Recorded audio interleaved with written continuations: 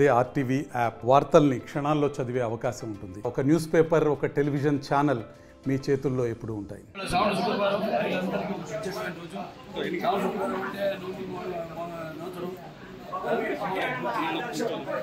అలాగే ఈరోజు నిన్న స్వాతంత్ర దినోత్సవం రోజు అక్కడ మా బసవతారక ఇండోమెరికన్ క్యాన్సర్ హాస్పిటల్ ఏదైతే అమ్మగారి పేరుతో ఉందో అండ్ రీసెర్చ్ ఇన్స్టిట్యూట్ హైదరాబాద్లో మేము అక్కడ జెండా ఎగిరివేయడం జరిగింది. అందుకని నేను ఇక్కడ కావడం, ఇవాళ నాన్నగారి పేరుతో నిన్న అమ్మగారి పేరుతో ఉన్న ఆసుపత్రిలో జెండా చేయడం, ఇవాళ అనుకోకుండా ఇక్కడ అన్న క్యాంటీన్ అంటే ఏదైతే అన్న అంటే ఎవరు ఇంకా తారక రామారావు ఆయన ప్రారంభించడం జరిగింది. అక్షయ పాత్ర ముందుకు వచ్చారు, వాళ్ళతో టైఅప్ అయ్యి ఈ యొక్క అన్న క్యాంటీన్ ప్రారంభించడం 5 రూపాయలకి టిఫిన్ కానివ్వండి, మధ్యాహ్నం లేకపోతే రాత్రి భోజనాలు కానివ్వండి. అలాగే ఇప్పుడు నిన్న గుడివాడలో ఆయన ప్రారంభించడం జరిగింది ఒక అన్న క్యాంటీన్.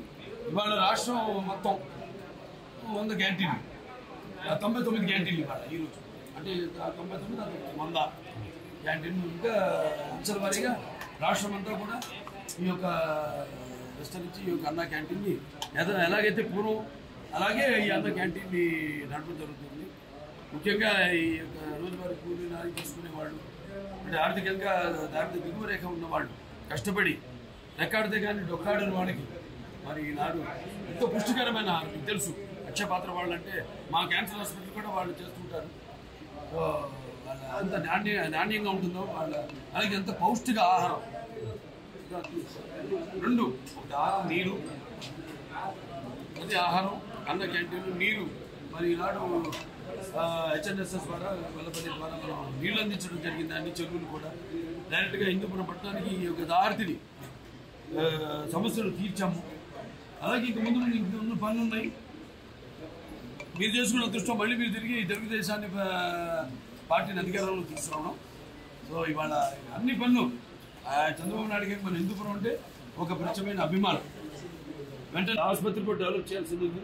కలెక్టర్ గారి చైర్మన్ దానికి మొత్తం నేను వైస్ చైర్మన్, మిగతా మెంబర్స్ ఉంటారు. వాళ్ళందరికీ కూడా చర్చించి మేము కావాల్సినవన్నీ కూడా మేము లిస్ట్ తీసుకోవడం జరిగింది. ఏం పరికరాలు కావాలి, ఏమున్నాయి, ఏవి తగినంత సిబ్బంది లేకుండా ఎందుకు అవి పనికిరాకుండా పోయినాయి, వాడకుండా పోయినాయి, అవన్నీ కూడా చర్చించడం జరిగింది. అన్నీ కూడా పరిగెత్తులు అన్నీ కూడా భర్తీ చేసి పూర్వ వైభవం మన ఆసుపత్రికి కూడా తీసుకొస్తాం. సో కలెక్టర్ గారికి ఈ సభాముఖంగా నా ధన్యవాదాలు తెలియజేసుకుంటున్నాను. అడ్వాంటేజ్ ఉంది అక్కడ మనకి ఎయిర్పోర్ట్, బెంగళూరు ఎయిర్పోర్ట్ ఉంది. ఇంకా 2-3 రోడ్లు కూడా మేము అది కూడా నేను పరిగెత్తుని వాళ్ళని కలిసి కేంద్ర ప్రభుత్వాన్ని కూడా సోమందేపల్లి నుంచి యలాంకాకి రోడ్ అయితేనేమి అవన్నీ అయితే ఇంకా దగ్గరికి మనకి డిస్టెన్స్ అవుతుంది. తుమ్ముకుంట మీదకి వెళ్తుంది. ఏదైతే నాన్నగారు అప్పుడు భాషాముఖ వాడను ప్రారంభించారో ఇలా అన్నీ కూడా, అంటే ఏమి లేదు సెక్టర్ ట్రాన్స్పోర్టేషన్ అన్నీ కలిస్తేనే జనం బ్రాండ్ ఉంది, చంద్రబాబు నాయుడు గారి బ్రాండ్ ఉంది. ఎలాగో ఇవన్నీ కలిస్తేనే ఒక అద్భుతం జరుగుతుంది. సో అద్భుతం త్వరగతిన చేస్తామని ఈ సందర్భంగా తెలియజేస్తాం.